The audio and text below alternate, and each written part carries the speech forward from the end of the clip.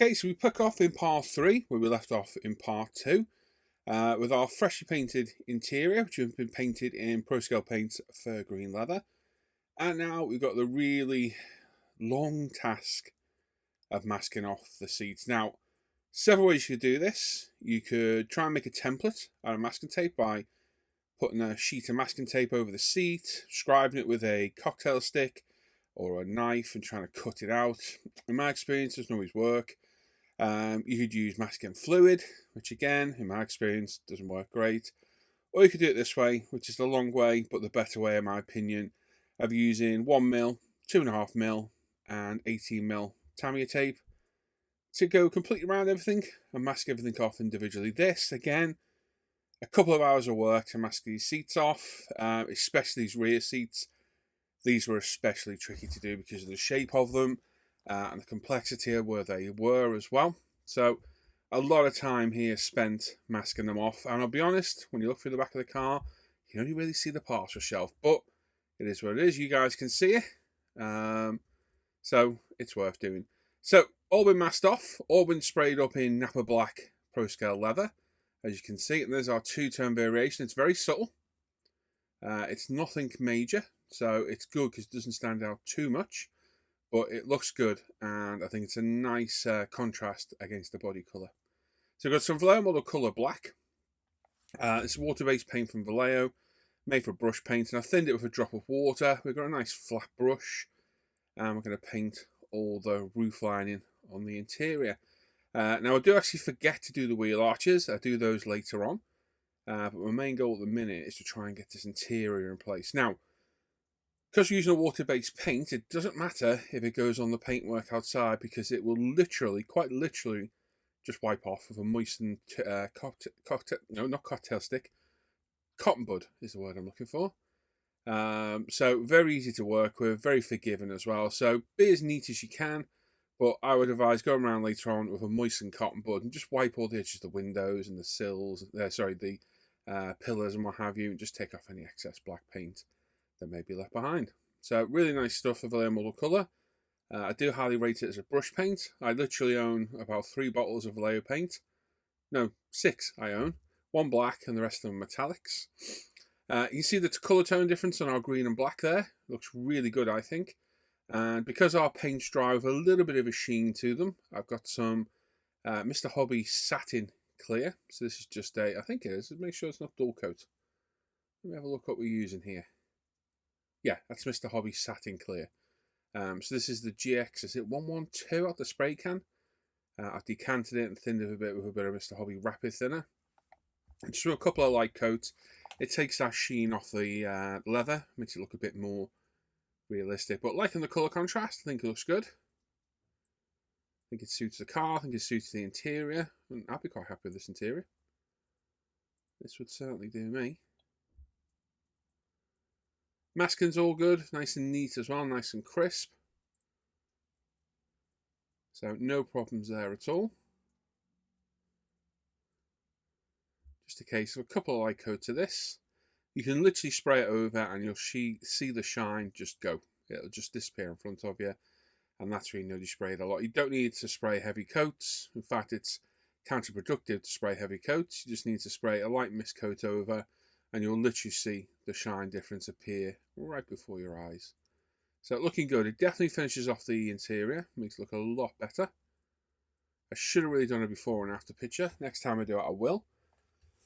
Never even crossed my mind. While we're here, we'll also do the discs as well. So I'll just give the discs a bit of a satin coat.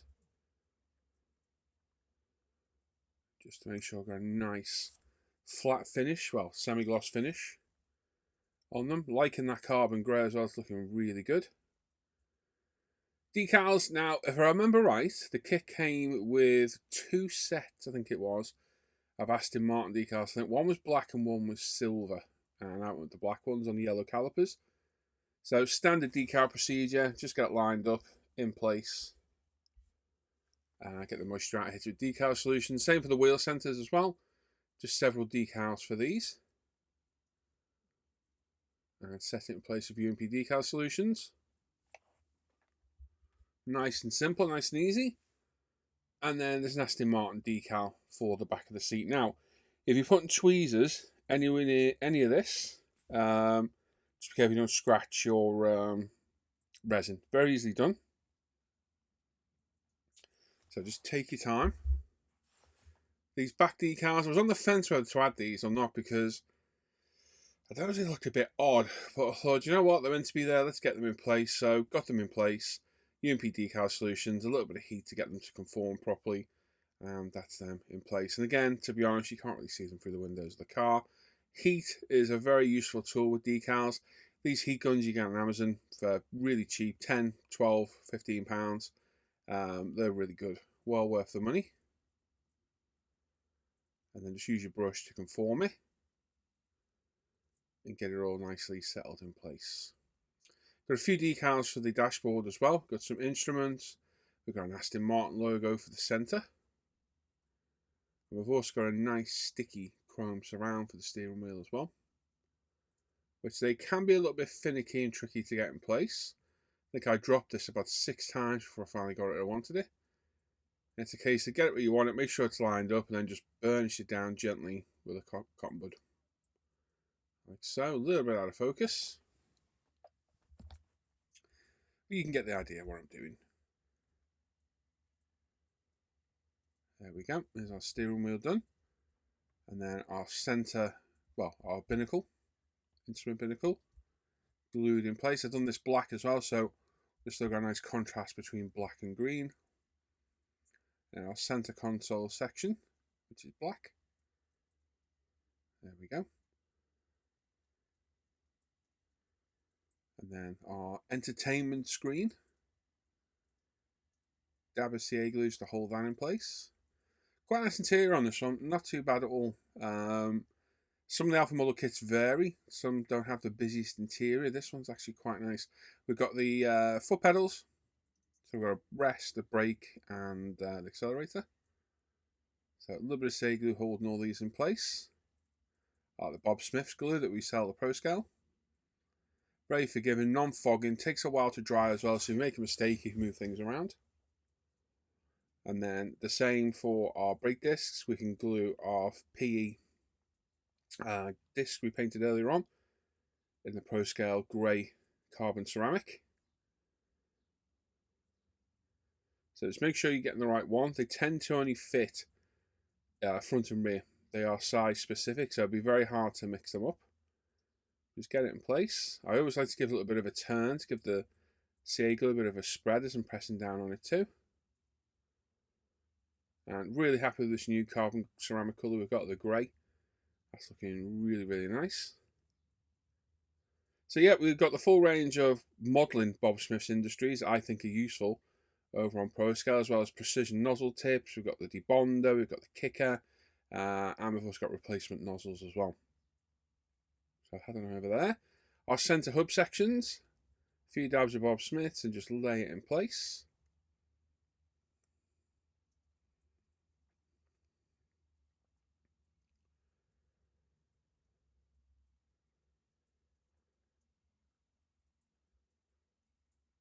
And again, just make sure you get the right ones. And I'll put them in the correct position. You don't need a lot of CA glue at all. Like I said, the beauty of Bob Smith's is it doesn't dry instantly, so it gives you a little bit of time to move things around. So if you do make a bit of a mistake, you can usually rectify it. Rear light section, again, a bit of Bob Smith's, precision nozzle tip. Just putting in some strategic points of CA glue. The other great thing about the Bob Smith's is it doesn't fog. How many times have you glued something on the exterior with CA glue, come back an hour later and there's a big misty white patch where you've glued it? That's because other lesser CA glues fog the surrounding area. The Bob Smith's doesn't. It's foam safe, so it doesn't fog or melt foam. So really useful stuff. This is the number plate we painted black earlier. Just put it on a UMP thinning stick.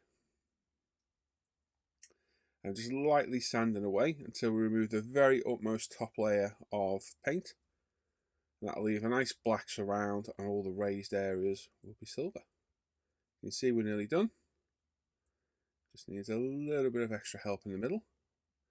Really nice touches. Nearly every one of my Aston, sorry, not Aston, my Alpha models has this on the back. I think they look really, really nice. Many ways you could do it. You could paint it a different colour at the back. You could do it yellow. You could paint the raised lettering. Lots of ways you could do it. But this is kind of my little signature thing that I do on the back of all my Alpha model kits. I think it looks quite smart.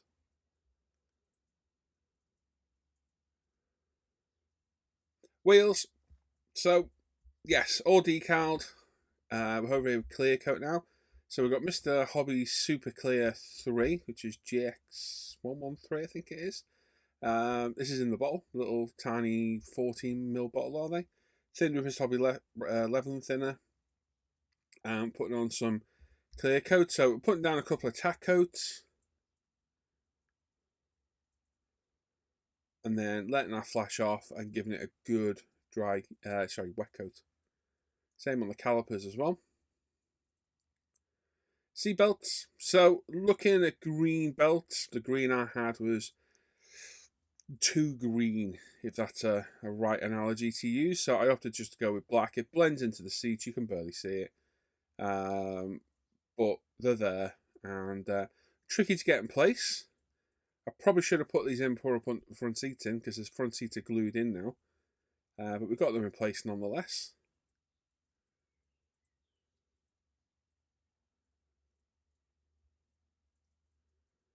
Case of just lining them up. You usually have little locator points where the belt would come out of the side panel on the real car. So I aim for the top of those normally and just drag the belt further down. And again, just be careful of your tweezers so you don't scratch out the paint off. This can be tricky to do because usually the ribbon sticks to everything but where you want it to go. So it can be a little bit of a pain. And exactly the same on the back. Line it up with the holes where the retention point is.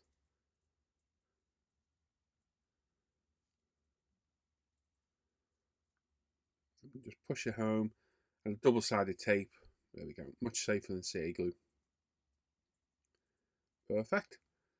Interior. Now this took a little bit of test fitting together to fit the right way. So dashboard in, door cards in, upside down, and slot the interior in. And then you need to push the door cards back down. So you need a little bit of a gap. So don't commit to glue on this until you've test fitted it several times. And once you're happy, you can glue it in place. Drill your holes, which I actually forgot to record, but you've seen me do it before. We've got the front radiator in, and then just screw home your screws. Make sure the holes are big enough. If you get any resistance on those screws, stop screwing, take it out, make the hole bigger, otherwise you'll end up cracking the resin. It's really not worth pushing. They should just go on with minimal resistance, and you'll be good. Brakes. So, caliper on the appropriate hub. So you need to double check this, make sure you get the correct hubs. They'll be handed left and right and front and rear. Same with the calipers. And I would look for real life references of the brakes to see which way around the calipers are orientated. Because on cars like this, especially this one, they don't always sit straight. They can quite often fit at an angle. So have some reference pictures to hand. Make sure you got the hub the right way around. Make sure you got the wheel direction correct. So you've got the caliper facing the right way. Be sparing with the CA glue until you're happy. I'm just trying to get the wheel on without moving everything. Just making sure it's all lined up. We've also got the handbrake caliper on the back as well, which I've just painted black and left, didn't gloss it at all. Kind of want these just to blend in and not be seen. There we go. So I popped it over the top, a little bit of CA glue on the back of it, where it can't be seen. Tiniest little bit needed, not a lot at all.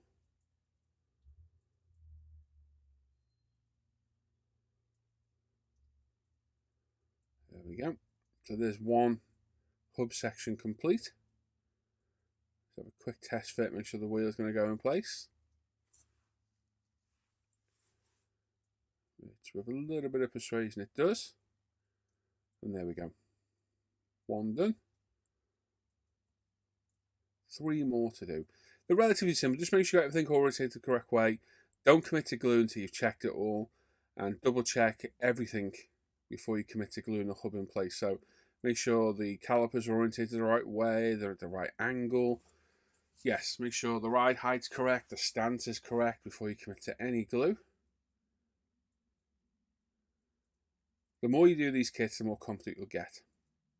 Until then, it's quite a steep learning curve on what to do and not to do. Because the instructions are so vague, you kind of got to figure it out on your own. But other than that, the kits are really good. I really enjoy building the Alpha Model kits. They do really interesting subjects. The quality of the resin is absolutely fantastic. It's just let down by the lack of instructions. If they had good instructions with every kit, I don't mean the build pamphlets they release every now and then. If every kit had good instructions, these kits would be absolutely fantastic. And for the price of them, they should have very good instructions, but they don't, unfortunately. They have a very vague kind of reference, I suppose that's the word for them, rather than an actual build instruction book. Headlights in place, again, Bob Smith's, just push everything home. You don't need a lot of glue at all. None of this is structural, it's just held in place. Like I said, because it's non-fogging, really good because it means we can put the headlight lenses in without fear of any damage to them. Now this is that photo etch we painted earlier on. This is the brass piece. So I'm just slotting it in place over the exhaust holes as well and just seeing where it needs bending, because it just needs bending on that outer edge. And I'm glad I left it for now because I think it would have been a bit awkward to do. So just a few light dabs of Bob Smith's in some strategic points. You don't need a lot at all. You can see I'm putting a minimal amount on that cocktail stick. And then it's a case of getting it in place. Push it home, make sure you got it all straight, make sure the exhaust holes are lined up. And there we go, that's those in. Number plates, a little dab of Bob Smith's. Get this lined up and straight. There we go. If you're not confident with the shade glue, double-sided tape will do the job just fine. And we've got several grills to go in place along the front of the car as well. As you see, we've got the big grill in. I did also clear coat these too, so they had a nice bit of gloss to them. And then the rear lights. So as we discussed in, was it part 1? These cars either come with red or smoked rear lights. And I think with the black stealthiness of the black roof and the wheels, I think tinted was the way to go. So we've got some LP, is it 67 that? It is, LP67. Thinned with a little bit of their lacquer thinner retarded, just a touch, not a lot. And just very light coats, probably 3 light coats building it up. And then with a test fit, which I've already done, we can make sure it all fits. Now there's protective film on the back, so leave that on. Exactly the same technique as doing the windows. Yeah, leave that on for now. And then some Bob Smith's in some strategic points. We can line all these up. Tricky to do because it's very, very springy. It's a case, just get one point connected, hold it, get it glued, and then move on to the next one. And then we've got 2 side pieces as well. So once that's in, again, a little bit of Bob Smith in a strategic corner or 2.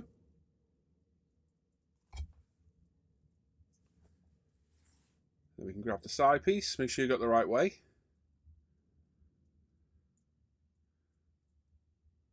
And then pop it in place. A little bit more tricky this one because these are a lot more complex of a curve.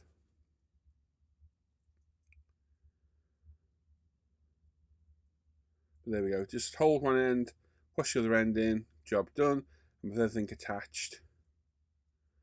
There's our rear paper off the back. And now the windows. So you see me apply these loads of times. It's a case of Bob Smith's Gold, just small little dabs all around the contact area of the window. You don't need a lot at all, just need a little bit. And it's a case of lining the glass up, putting it in place, praying and hoping that it just gets in the correct position. So I've already test fitted the glass. I've already put some masking tape on the glass, rolled over, so I've got a little handle. That way we've got a nice secure way of holding it, not getting fingerprints on the inside. So with some Bob Smiths all around the edge, just tiny little dots in the corners and in strategic places. Probably the most nerve-wracking part of these builds. And you can cause a lot of damage by not putting this in correctly. So yes, you need to take your time here. It doesn't need a lot of glue at all. It needs a lot less than you think. There we go. There's our glass, as you can see.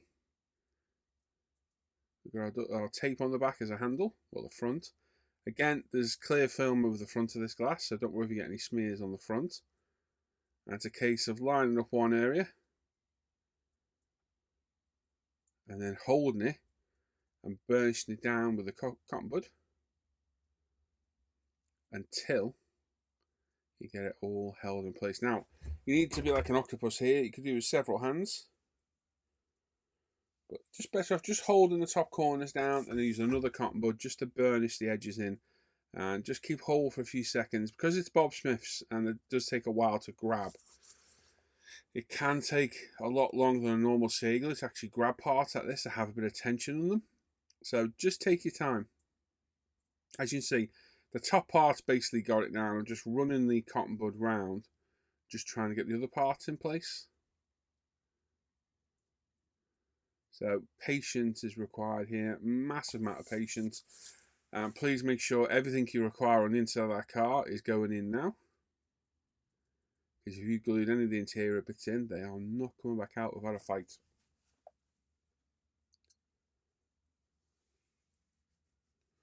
Also, if you do use flocking, and this interior was flocked, I meant to say earlier on, it was flocked in Proscal anthracite, make sure you take it outside and really blow it off. Yes, you heard me, blow it off outside. Otherwise, the static from these windows will attract it and it'll stick on the inside. So several times over the course of a couple of days, assuming you get that stage way before this, I will take it outside and give it a really good blow.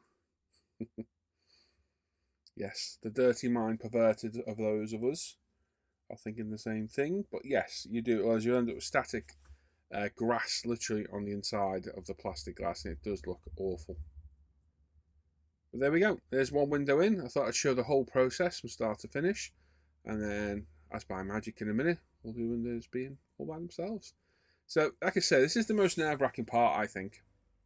You can undo a lot of your hard work here in a heartbeat with Seaglue. It's a creator and solution to all problems, Seaglue. The Bob Smiths is very forgiving. And the great thing is, 9 times out of 10, if you get it on the bodywork with the superglue debonder we sell on ProScale and a cotton bud, you can get the superglue back off with no real damage. You might see the quick little polish in that area. But there we go. There's our front one in place. So there's one. Whew, probably the trickiest one. Just needs pushing down on top a touch. But there we go. That's our front window in.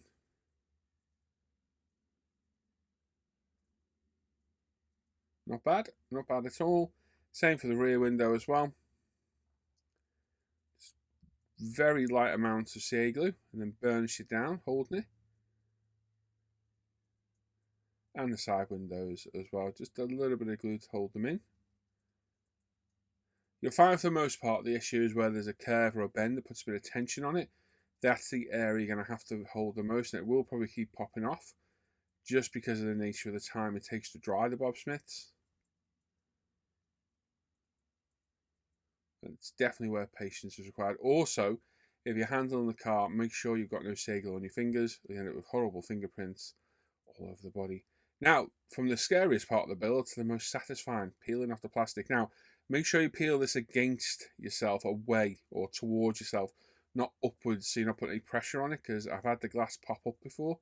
So make sure you pull it back on yourself, nice and slowly. There we go. Very, very satisfying part of the build. We've got our metallic sticker transfers to go on the mirrors now as well. So they just stick in place, literally self-adhesive. And then with a little dab of Bob Smiths in the locator point.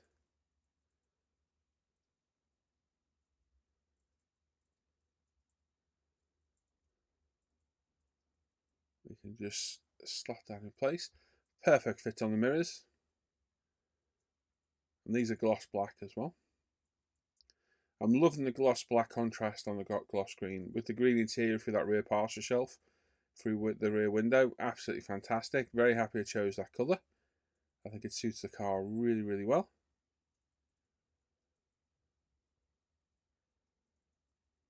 There we go. The other one on. And then some, we've got metallic transfers for the side as well. Again, reverse type stickers. So you have a clear film on top. You pop them in place where you want them, burnish them down like hell, and then gently peel off the backing paper. When I get hold of it, give me a while, give me a minute. There's some ham-fisted buffoonness going on here. We'll get it, we'll get it. Come on. So close. There we go. Oh, no, there we go. Come on. Yay. No, nearly. Yay. There we go. And on the other side, it literally pops off instantly, I think. So just make sure you got it all straight before you commit to burnishing it down.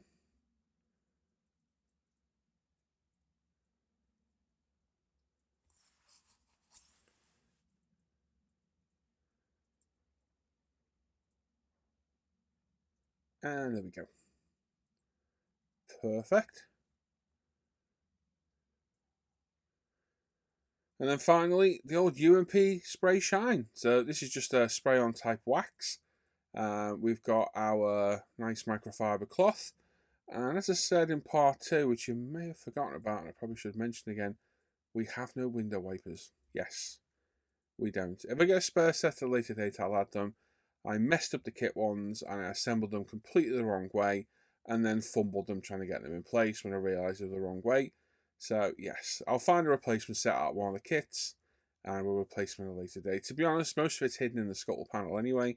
And if I hadn't told you, I bet you wouldn't have noticed, would you? The shine you can put all over the windows. What I would recommend after doing all that work is I wouldn't do this till the day after.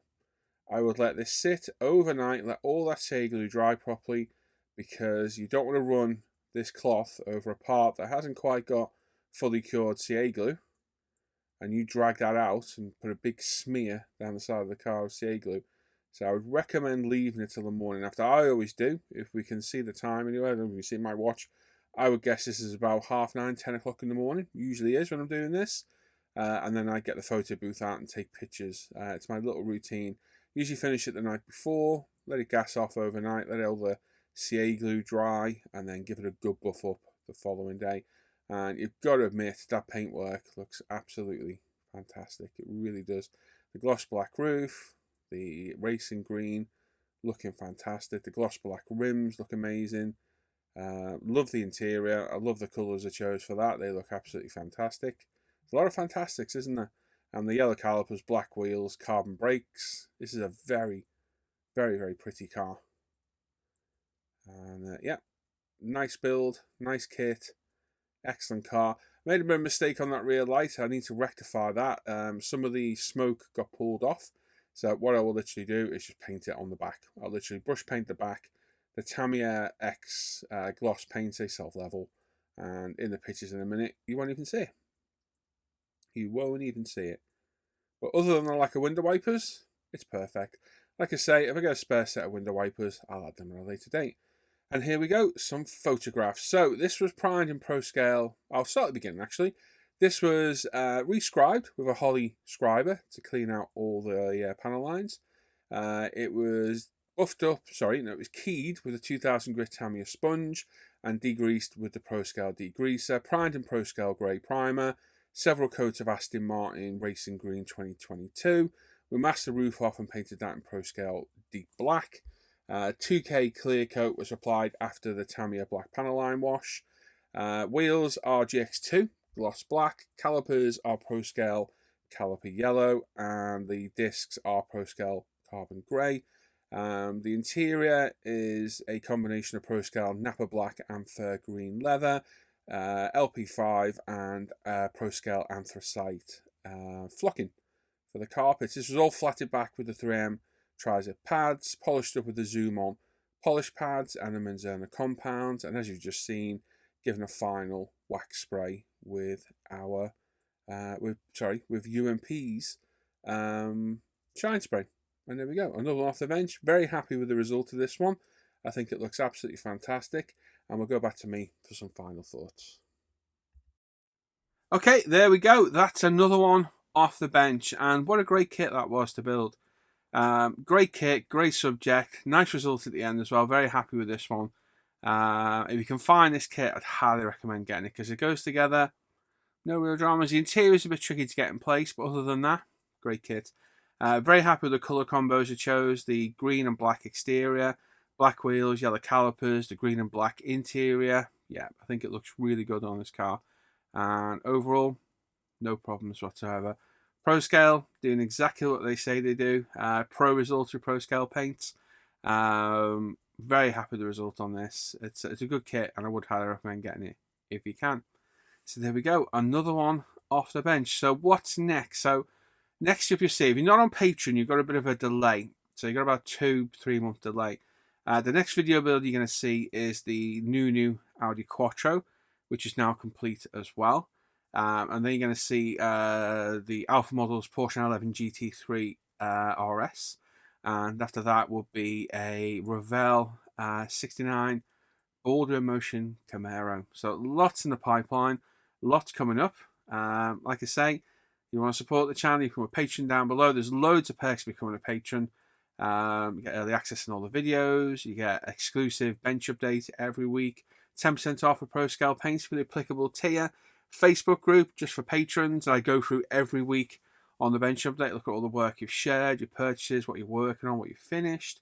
And there's a Facebook Messenger chat group as well, which I'm in. It's like 70 of us in there. You can chat away, ask questions, ask for advice, so on and so forth. And you also keep me being able to do this. Without the patron support, I couldn't do this. So if you want to keep this going and want to contribute, become a patron down below. There's also Buy Me Coffee and a PayPal me link if you want to do a one-off. And there's links to everything else down there associated with ISM, ProScale, UMP. There's my stash, my email address, all the products used in my videos are listed there as well. Does need updating that one, but they are there. And that's it. So on to the next build. So thanks for watching today. Make sure you give the video a thumbs up. Make sure you subscribe to the channel as well. Hit that bell notification to get notified of the latest videos. And please leave a comment. I love reading all your comments. I might not reply to them all just because there's so many. But I do love read, and I do read every single comment left on the channel and appreciate everyone's responses. And any questions, always try my best to try and answer. So there we go. Thanks for watching today. I'll catch you all next time. A big thanks to all my patrons whose names are going to flash up at the end of this video. So take care, everyone. Bye-bye.